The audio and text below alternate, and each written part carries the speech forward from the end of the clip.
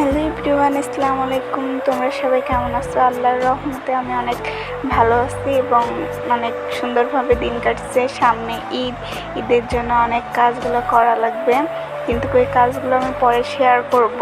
হয়তো পর্দা কাচা, তারপর হচ্ছে অনেক বাইরে ঝুল টুল অনেক জিনিস পরিষ্কার করার আছে, ফ্রিজ ট্রিজ অনেক কিছু পরিষ্কার করা লাগবে।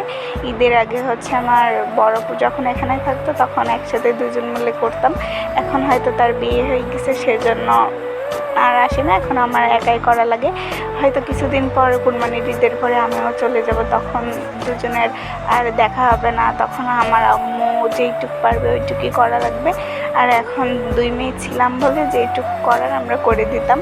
হচ্ছে হাতে পাতে করলে তো সব হয়ে যায়। আর এখানে শোকেসের ভিতরে অনেক অগোছালো হয়েছিল, সেই জন্য এখানে আমি কাপ টাপগুলো এখানে আমি পরিষ্কার করে রাখার চেষ্টা করেছি। আর হচ্ছে আমার রুমটা আমি ফুল দেখাই দেবো গোছানোর শেষে। আর জানেন, আমার আর আমার আপুর অনেক সময় অনেক ঝামেলা হতো। ওরা কালকে আসার সময় এখানে আমান ছিল, সেজন্য এগুলো আমি ডালাই করে রেখে দিয়েছি। আর এই দিকেও ভাতটা হয়ে গেছিলো, তাই প্লাগ টপ করে এখানে টেবিলের পর আমি গুছাই নিচ্ছি সুন্দরভাবে। আর হচ্ছে আপু গিয়েছে যাওয়ার সময় এখানে মেকআপ টেকআপগুলো আমার হচ্ছে জিনিসগুলো অগোছালো করে দিয়েছি, এগুলো আমি গুছিয়ে রাখলাম। আর হচ্ছে আমি একটা আম দিয়ে জিনিস বানাইছিলাম, ওইটা আপনাদের সঙ্গে পরে শেয়ার করব। আর হচ্ছে আমার আপুর আবার ঈদের পরে আসবে, তখন হচ্ছে দুজন একসাথে কন্টিনিউ ভিডিও দেব। এইটা হচ্ছে আমার আব্বুর রুম। আব্বু সবসময় নোংরা করতে থাকবে আর আমার গোছানো লাগবে। একটু পরে এসে এখানে শুয়ে একদম নোংরা করে দেবে, তাই হচ্ছে আমি এখানে গুছাই নিচ্ছি।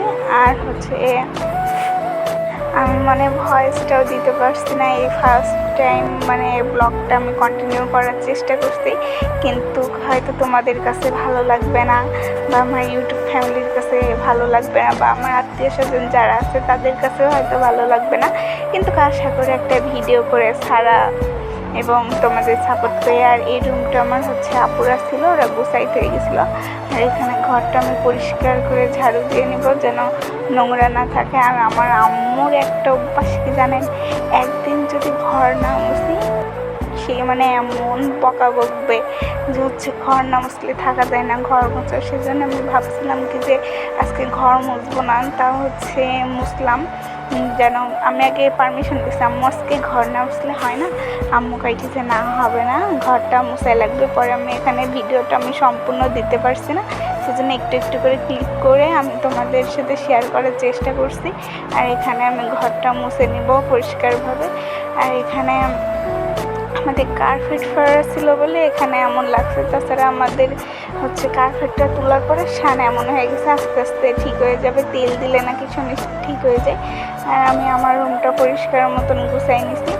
আর হচ্ছে তোমার এর সব রুম গুছানোর পরে কেমন হয়েছে আমি দেখাবো ইনশাল্লাহ।